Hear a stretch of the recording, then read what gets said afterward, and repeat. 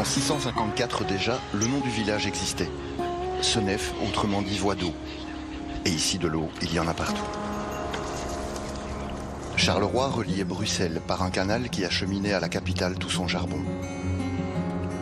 Lorsque le gabarit des péniches s'est révélé trop important, ce canal a été remplacé par des infrastructures plus modernes. Le paysage de Senef est devenu plus bucolique. Dorénavant, il est un bijou du patrimoine wallon et un exemple de reconversion. Son château attire également les touristes. Il offre un voyage dans le temps pour les amateurs du siècle des Lumières.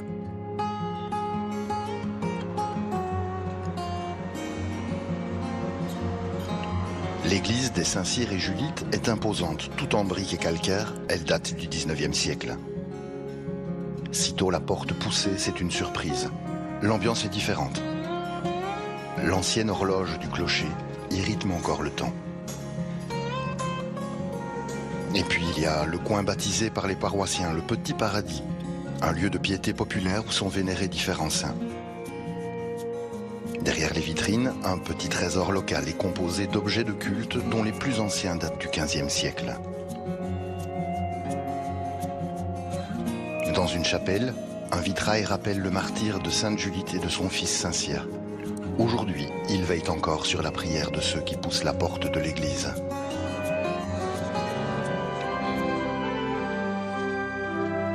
Mesdames et messieurs, bonjour. Avec vous Bertrand Godefroy, bienvenue pour la célébration du deuxième dimanche de Carême depuis l'église Saint-Cyr et Julite à Senef, dans le diocèse de Tournai, en Belgique. C'est le frère Didier Cronenbergs, dominicain au couvent d'Anvers, qui en assurera la présidence. Il sera accompagné de l'abbé Blaise Afouanissou et du vicaire Yannick Letellier. Le père Adam concélébrera en rouge, selon la tradition du culte gréco-catholique ukrainien de rite byzantin. Les chants seront dirigés par Valérie Torton. Les pièces musicales seront interprétées par Daniel Labarra à l'orgue, Laurence Van Oudvik à la flûte traversière et Bertine Van Elleput au violon. Je vous souhaite à tous une très bonne célébration.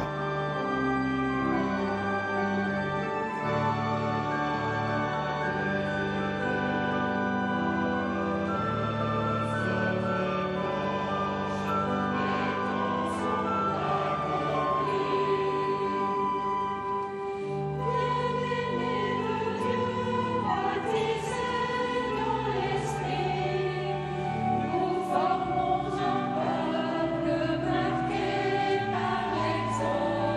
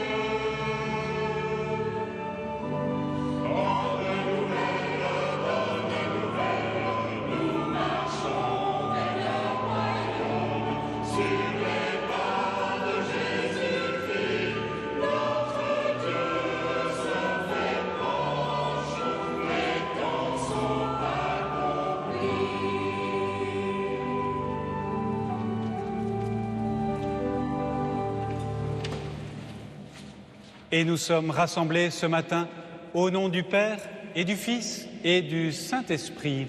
Amen. La grâce de Jésus notre Seigneur, l'amour de Dieu le Père et la communion de l'Esprit soient toujours avec vous. À toutes et tous, permettez-moi de vous souhaiter la bienvenue à vous ici rassemblés et à vous qui nous suivez à la télévision et en radio, sur la Une, la Première et sur France 2 avec le Jour du Seigneur. Chaque deuxième dimanche de Carême, un récit de transfiguration nous est proposé. Peut-être parce que le Carême n'est pas un temps de préparation et d'effort pour mériter Pâques, mais un temps de métamorphose, de vraie conversion, de transformation.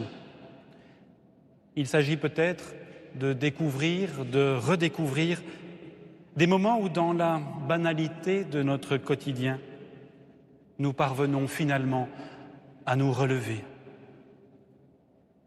Même si nous traversons actuellement des temps tellement sombres et incertains, même si la guerre dévisage notre humanité, même si la lucidité nous donne peu de signes d'espérer, nous ne pouvons nous interdire de désespérer de l'homme. Alors, si nous parvenons ainsi à transformer notre regard, de la grisaille pourra survenir un horizon nouveau.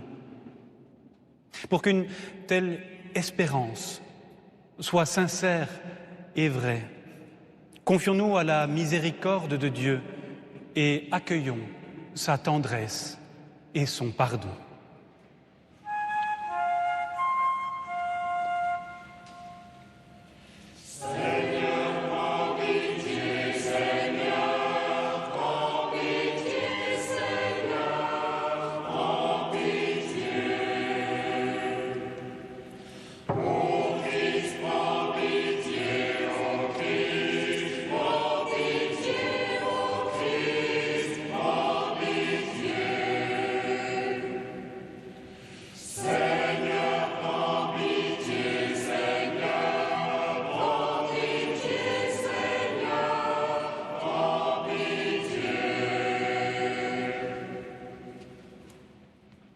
Que Dieu Tout-Puissant nous fasse miséricorde, qu'il nous pardonne nos péchés et nous conduise à la vie éternelle. Amen. Amen. Prions le Seigneur.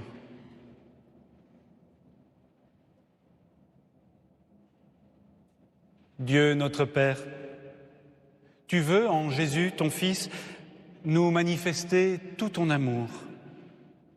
Il nous a montré qu'avec lui, nous étions aussi tes enfants bien-aimés, et qu'au milieu de nos épreuves et de nos tristesses, tu nous ouvrais à la clarté d'un avenir toujours possible.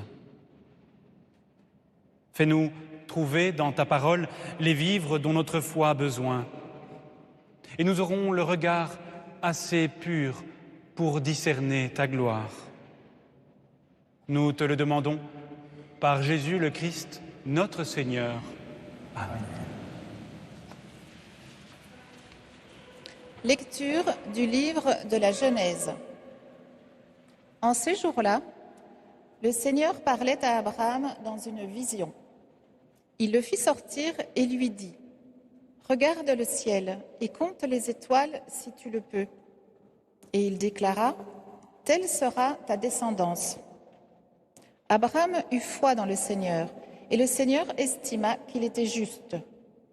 Puis il dit : « Je suis le Seigneur qui t'ai fait sortir d'Our en Chaldée pour te donner ce pays en héritage. » Abraham répondit : « Seigneur mon Dieu, comment vais-je savoir que je l'ai en héritage ? » Le Seigneur lui dit : « Prends-moi une génisse de 3 ans, une chèvre de 3 ans, un bélier de 3 ans, une tourterelle et une jeune colombe. » Abraham prit tous ces animaux, les partagea en 2 et plaça chaque moitié en face de l'autre. Mais il ne partagea pas les oiseaux. Comme les rapaces descendaient sur les cadavres, Abraham les chassa. Au coucher du soleil, un sommeil mystérieux tomba sur Abraham, une sombre et profonde frayeur tomba sur lui. Après le coucher du soleil, il y eut des ténèbres épaisses. Alors, un brasier fumant et une torche enflammée passèrent entre les morceaux d'animaux. Ce jour-là, le Seigneur conclut une alliance avec Abraham en ces termes. « À ta descendance, je donne le pays que voici, depuis le torrent d'Égypte jusqu'au grand fleuve, l'Euphrate. » Parole du Seigneur. Grâce à Dieu.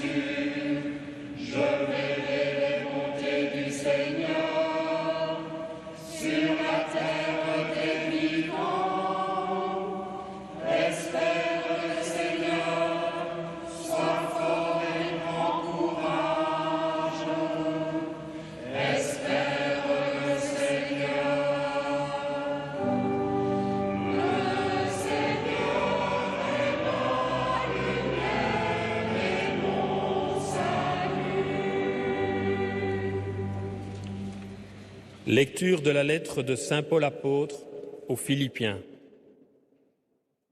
Frères, ensemble imitez-moi et regardez bien ceux qui se conduisent selon l'exemple que vous nous donnons. Car je vous l'ai souvent dit, et maintenant je le redis en pleurant, beaucoup de gens se conduisent en ennemis de la croix du Christ. Ils vont à leur perte. Leur Dieu, c'est leur ventre. Et ils mettent leur gloire dans ce qui fait leur honte. Ils ne pensent qu'aux choses de la terre. Mais nous avons notre citoyenneté dans les cieux, d'où nous attendons comme Sauveur le Seigneur Jésus-Christ, lui qui transforma nos pauvres corps à l'image de son corps glorieux, avec la puissance active qui le rend même capable de nous mettre sous son pouvoir. Ainsi, mes frères bien-aimés, pour qui j'ai tant d'affection, vous, ma joie et ma couronne, tenez bon dans le Seigneur, mes bien-aimés. Parole du Seigneur.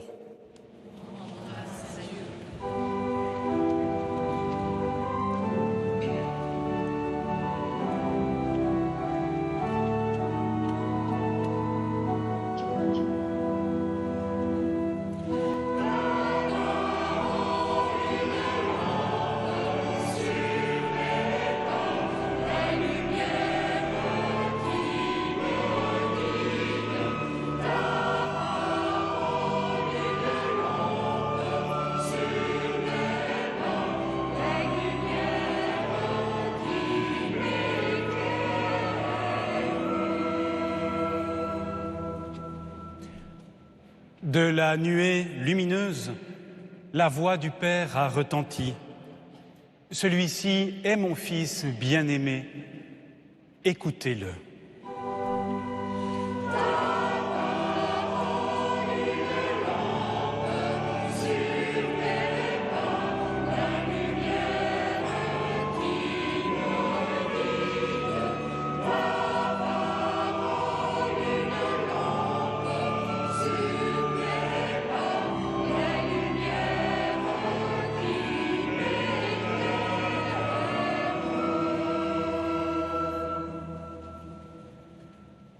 Le Seigneur soit avec vous.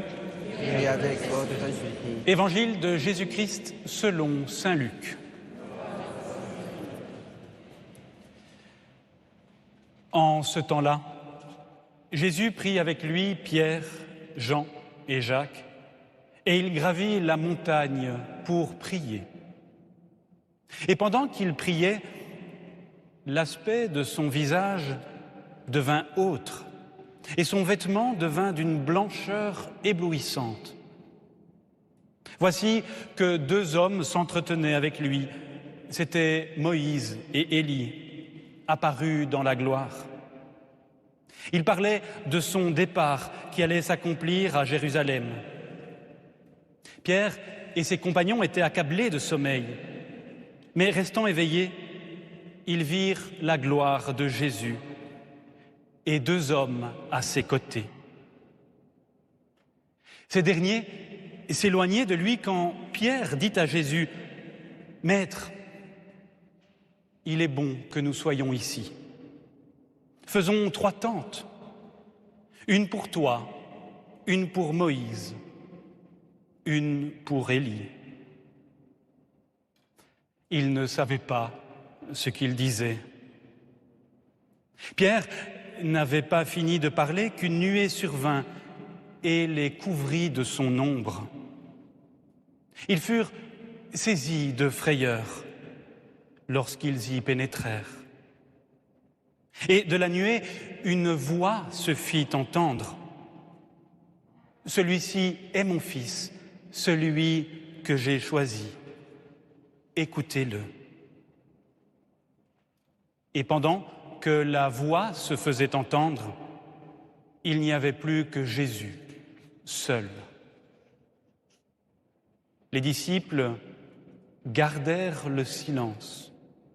Et en ce jour-là, ils ne rapportèrent à personne rien de ce qu'ils avaient vu. Acclamons cette parole de Dieu.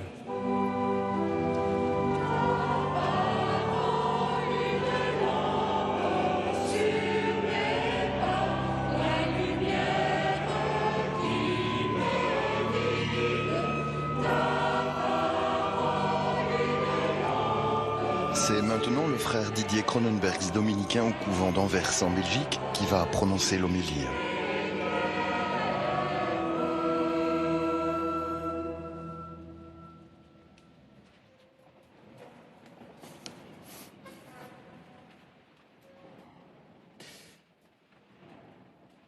Ne sommes-nous pas toutes et tous un peu conservateurs? Pas au sens classique du terme, bien entendu, mais plutôt à l'image de Pierre sur la montagne. Celui-ci veut capturer le moment, arrêter le temps. Maître, il est bon que nous soyons ici. Faisons 3 tentes. Quoi de plus naturel, en effet, que de vouloir rester auprès de nos proches, de conserver ce qui nous semble le plus essentiel.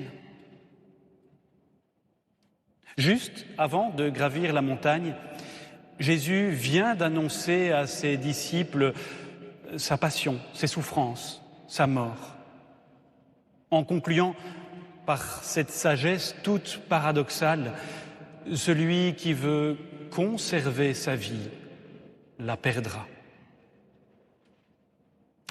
Alors pourquoi Jésus prend-il seulement avec lui sur la montagne Pierre, Jacques et Jean?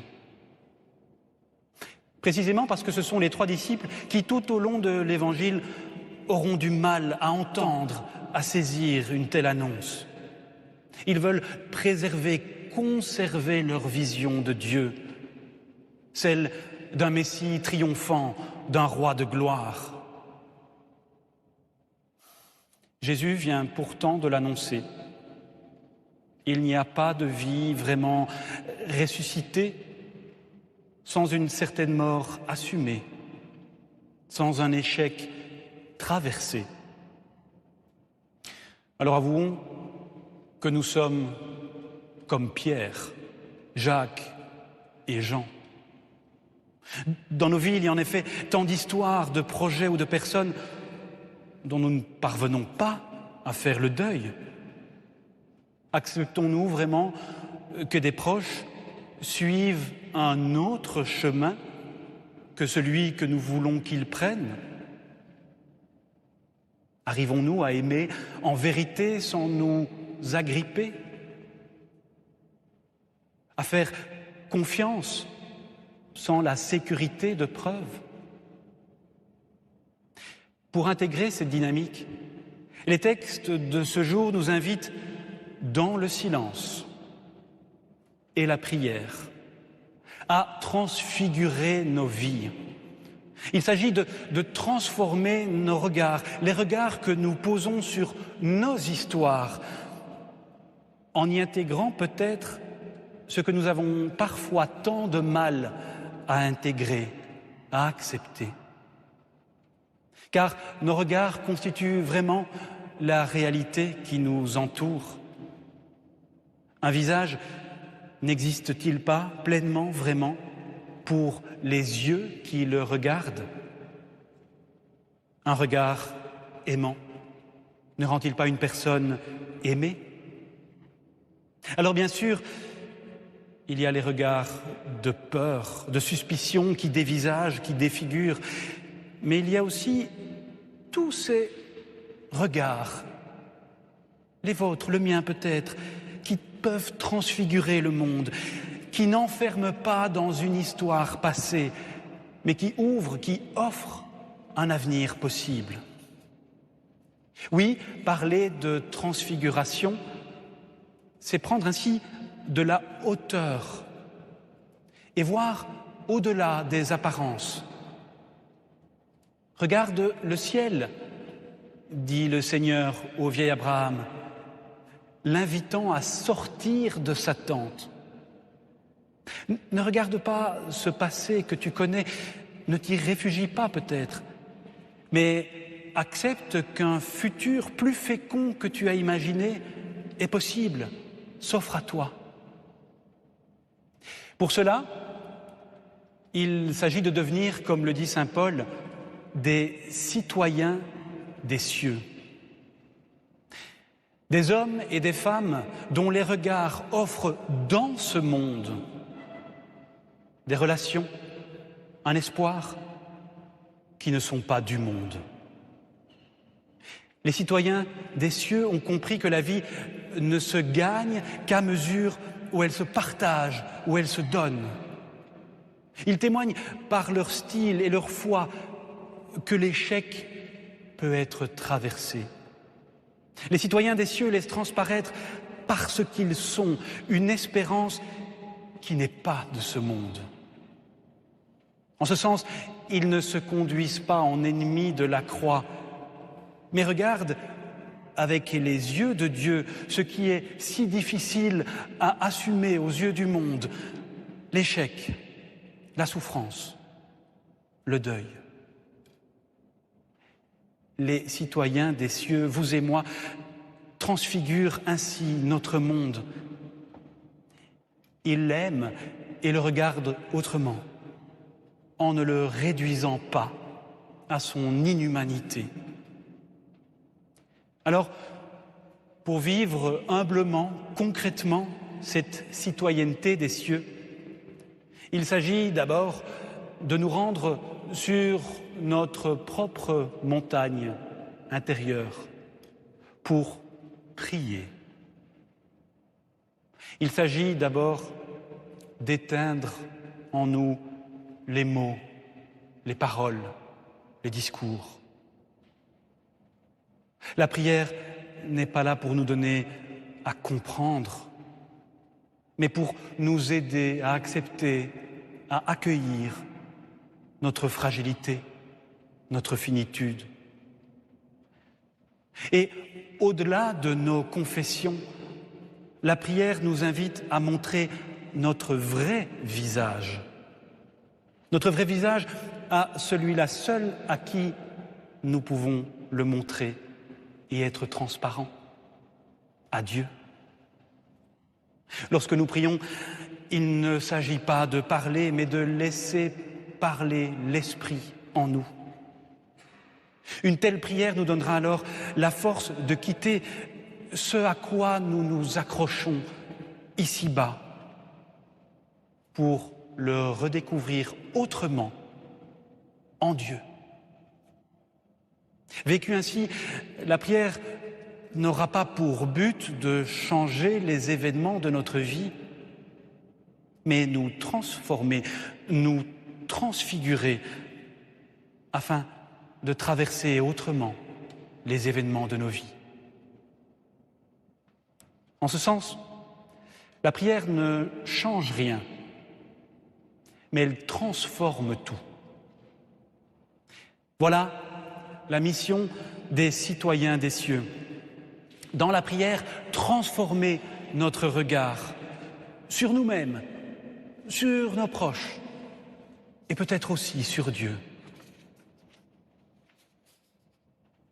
Vos projets se sont envolés. Vous croyez dans votre vie faire de la figuration,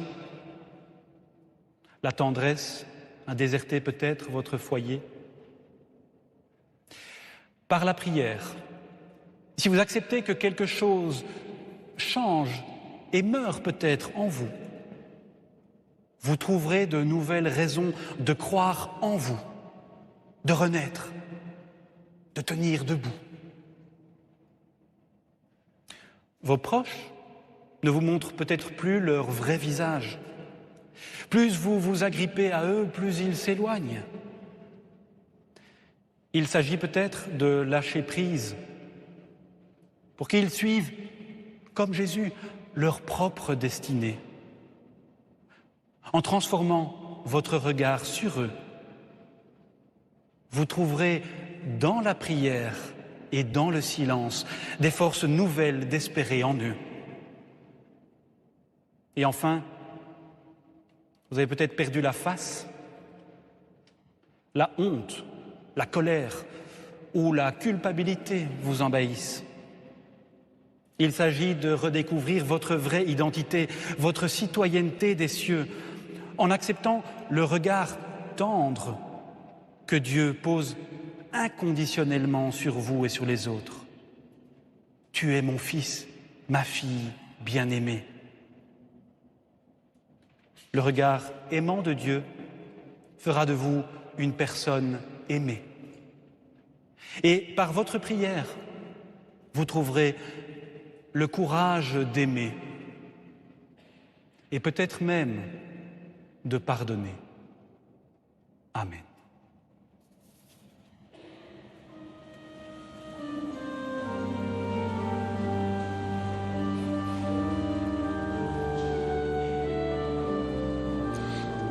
Celles et ceux qui voudraient obtenir le texte de l'homélie du frère Didier Cronenberg peuvent envoyer une lettre et une enveloppe préadressée à l'une des adresses suivantes.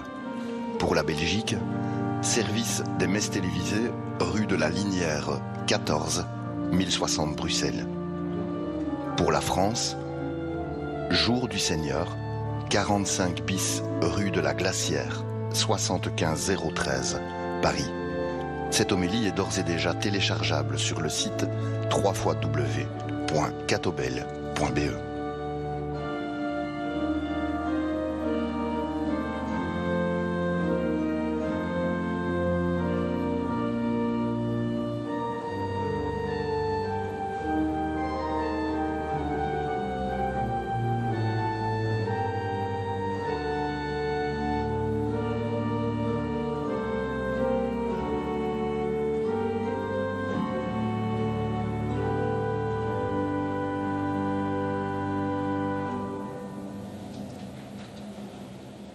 Confessons maintenant notre foi et notre confiance en Dieu en prenant le symbole des apôtres. Je crois en Dieu, le Père Tout-Puissant, Créateur du ciel et de la terre, et en Jésus-Christ, son Fils unique, notre Seigneur, qui a été conçu du Saint-Esprit, est né de la Vierge Marie, a souffert sous Ponce Pilate, a été crucifié, est mort et a été enseveli, est descendu aux enfers. Le troisième jour est ressuscité des morts, est monté aux cieux, est assis à la droite de Dieu le Père Tout-Puissant, d'où il viendra juger les vivants et les morts. Je crois en l'Esprit Saint, à la Sainte Église catholique, à la communion des saints, à la rémission des péchés, à la résurrection de la chair, à la vie éternelle. Amen. Ayons maintenant confiance en la promesse qui ouvre pour chacun et chacune d'entre nous un avenir de lumière.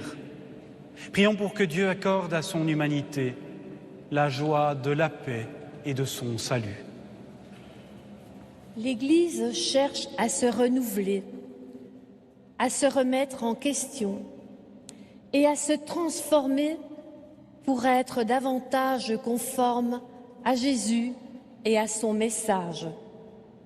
Seigneur, inspire-nous en cette période synodale, que le fruit de nos réflexions réponde aux défis de ce XXIe siècle. Nous t'en prions.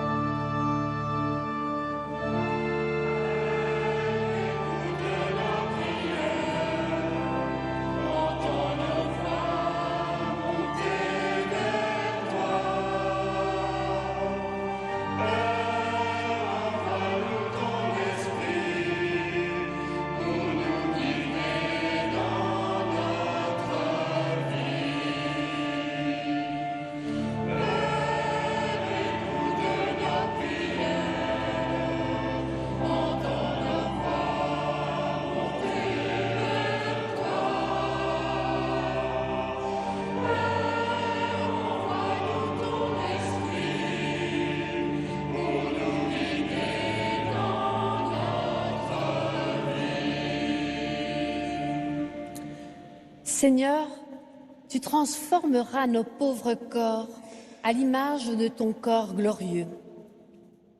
Pensons aux victimes d'abus de tout type, aux malades dont le corps et l'âme sont rongés, épuisés.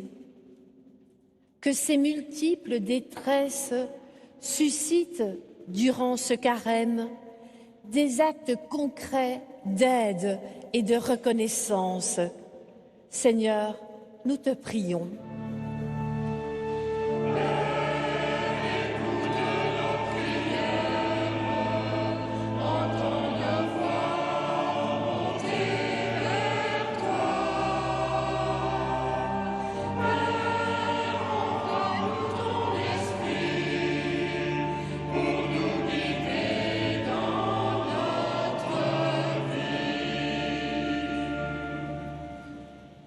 Pour notre communauté chrétienne et celles qui se sont jointes à nous en ce jour, en Belgique, en France et partout ailleurs.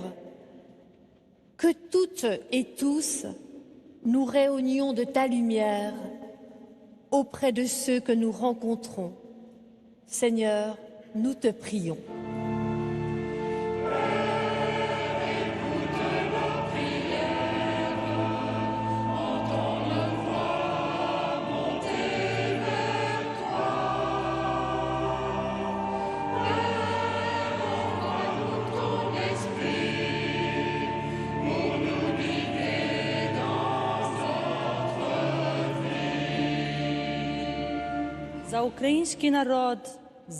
Seigneur, éclaire les gouvernants de Russie, d'Ukraine et de par le monde. qu'il soutienne ceux qui se mobilisent pour restaurer la paix, le dialogue, l'accueil et l'entraide, qu'il préserve notre monde de la terreur et de la folie de la guerre.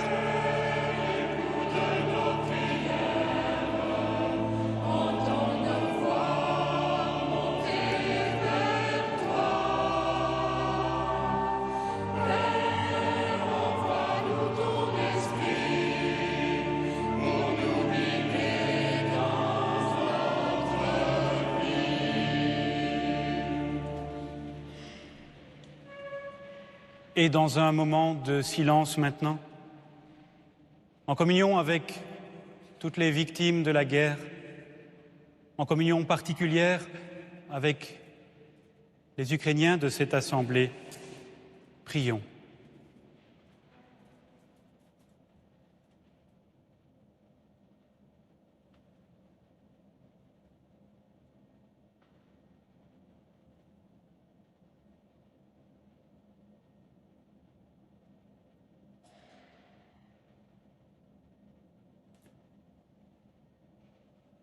Avançant dans ce temps de carême, nous nous tournons vers toi, Seigneur. Écoute nos prières et celles qui restent dans le silence de nos cœurs.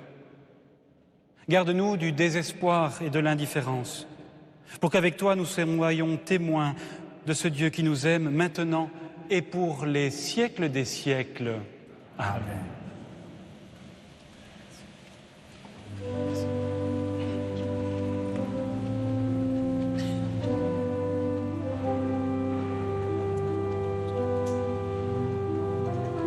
Le déroulement de cette célébration nous amène au moment liturgique de l'offertoire, la préparation des dons. Le fidèle offre le pain et le vin aux célébrants et à ses ministres. Et nous, quels seront nos dons? Celui qui veut conserver sa vie la perdra, nous rappelle l'Écriture. Accepterons-nous vraiment que nos proches suivent un autre chemin que celui que nous voulons qu'ils prennent? Arriverons-nous à aimer en vérité sans nous agripper, à faire confiance sans la sécurité de la preuve? Serons-nous prêts à voir au-delà des apparences?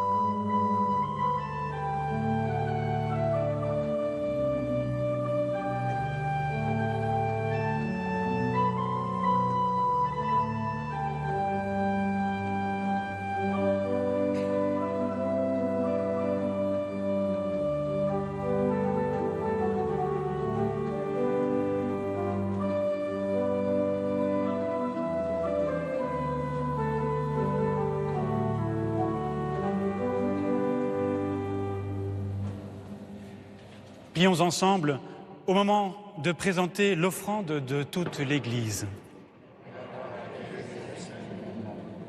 Seigneur, regarde ce pain et ce vin, ils sont les signes de toute notre vie. À ta parole, ils deviendront le pain et le vin de ton royaume. Rassemble-nous autour de la table de ton Fils qui vit avec toi pour les siècles des siècles. Amen. Le Seigneur soit avec vous. Et avec votre esprit. Élevons notre cœur. Rendons grâce au Seigneur notre Dieu. Cela est juste et bon. Oui, il est juste et il est bon de te louer, Dieu de pardon, Dieu d'espérance. Pour libérer les hommes et les femmes de leurs ténèbres, tu as envoyé ton Fils proclamer cette parole qui vient nous remettre debout et ouvre un avenir nouveau. Ressuscité dans la gloire, il déploie la puissance du royaume. Par son esprit, la paix et la justice l'emportent sur les haines et les égoïsmes. C'est pourquoi, plein de reconnaissance, avec tous les pécheurs pardonnés, avec les anges et tous les saints, nous proclamons l'hymne de ta gloire.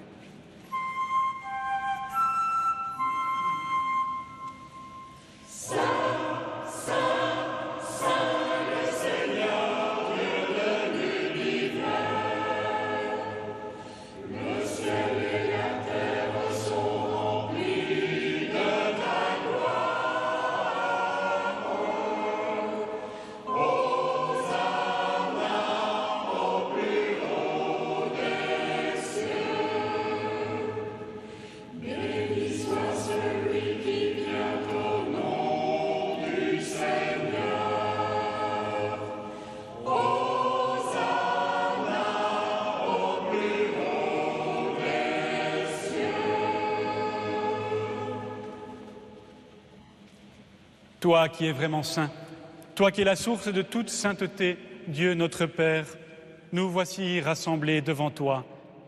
Et dans la communion de toute l'Église, nous célébrons le jour où le Christ est ressuscité d'entre les morts. Par lui que tu as élevé à ta droite, nous te prions. Sanctifie ces offrandes en répandant sur elles ton esprit, qu'elles deviennent pour nous le corps et le sang de Jésus, le Christ, notre Seigneur. Au moment d'être livré et d'entrer librement dans sa passion, il prit le pain, il rendit grâce, il le rompit et le donna à ses disciples en disant « Prenez et mangez-en tous, ceci est mon corps livré pour vous. »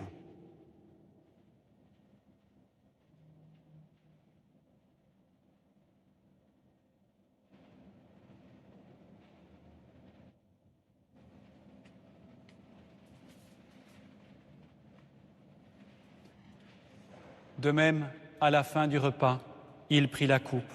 De nouveau, il rendit grâce et la donna à ses disciples en disant « Prenez et buvez-en tous, car ceci est la coupe de mon sang, le sang de l'alliance nouvelle et éternelle, qui sera versé pour vous et pour la multitude en rémission des péchés.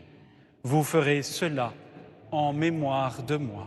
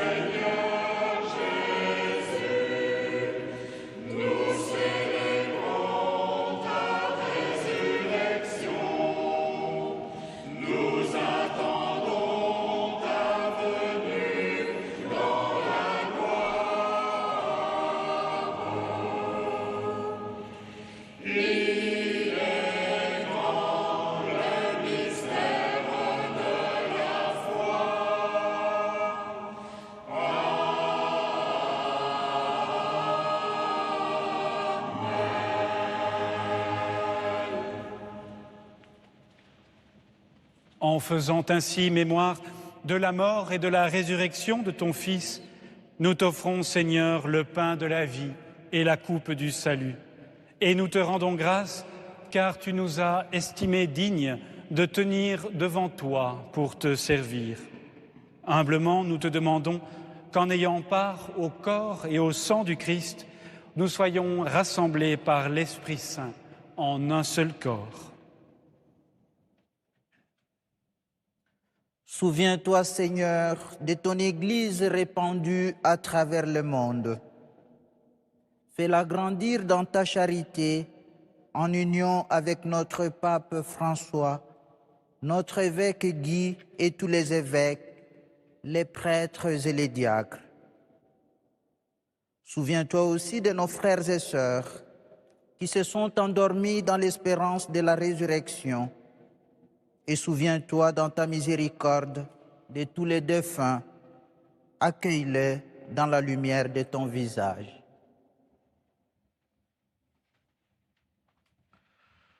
Sur nous tous, enfin, nous implorons ta bonté. Permets qu'avec la Vierge Marie, la bienheureuse Mère de Dieu, avec Saint Joseph, son époux, les apôtres et tous les saints qui ont fait ta joie au long des âges, nous ayons part à la vie éternelle et que nous chantions ta louange et ta gloire par ton Fils, Jésus le Christ.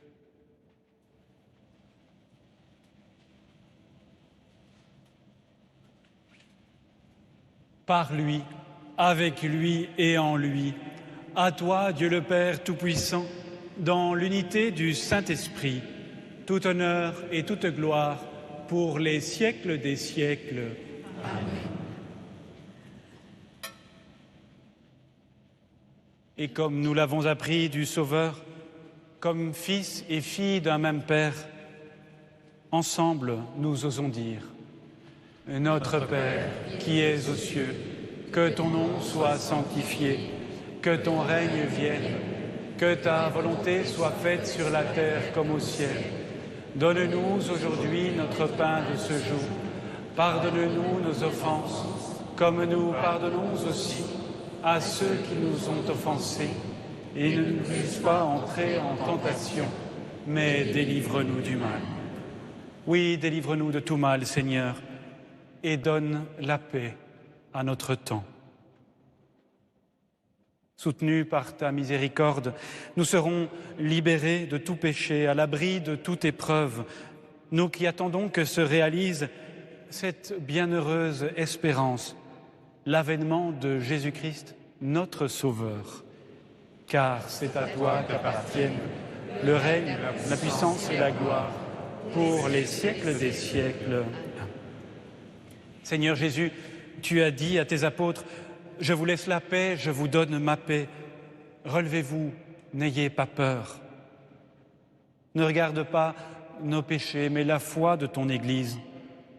Pour que ta volonté s'accomplisse, donne-lui toujours cette paix et conduis-la vers l'unité parfaite. Donne aujourd'hui à tes frères et sœurs qui cheminent dans la nuit de préparer la venue de ton règne. Toi qui vis et règnes pour les siècles des siècles. Amen. Frères et sœurs, dans cette Église, ou chez vous, à vous tous qui nous suivez devant votre écran, que la paix du Seigneur soit toujours avec vous. Et avec votre esprit. Et dans la charité du Christ, échangeons un signe, un geste de cette paix. Cette paix que les membres de l'Assemblée partagent ici, dans l'église Saint-Cyr et Julite à Senef, je vous l'adresse également, chers auditeurs et téléspectateurs, d'où que vous nous suiviez. Bien au-delà de toute considération politique ou économique, que cette paix du Christ gagne l'Ukraine et la Russie, ainsi que tous les peuples en guerre. Que cette paix du Seigneur vous garde et vous accompagne.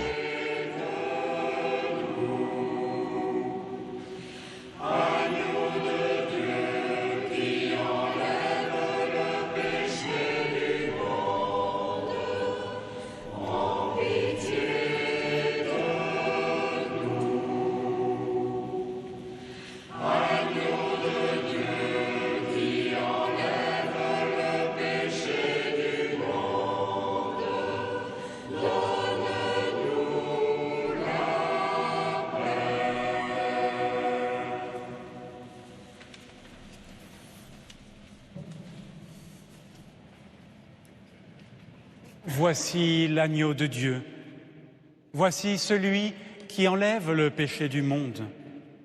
Heureux les invités au repas des noces de l'agneau. Seigneur, je ne suis pas digne de te recevoir, mais dis seulement une parole et je serai guéri.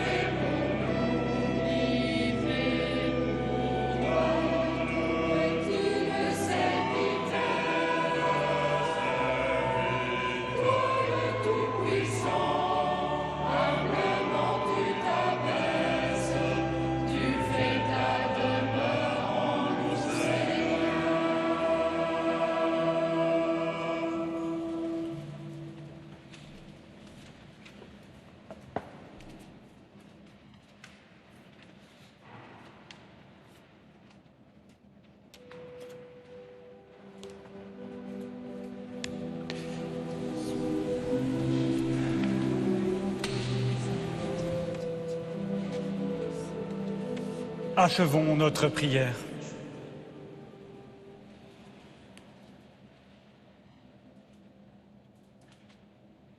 Dieu notre Père, nous te rendons grâce pour ta parole qui nous fait vivre, pour ton pain qui renouvelle nos cœurs. Fais de nous une source de vie et d'avenir. Donne-nous d'aller à la rencontre de nos frères et de nos sœurs pour les servir comme tu les as servis. Par Jésus le Christ, notre Seigneur. Amen. Le Seigneur soit avec vous Et avec votre esprit. et que Dieu Tout-Puissant vous bénisse, le Père, le Fils et le Saint-Esprit. Amen. Allez dans la paix du Christ.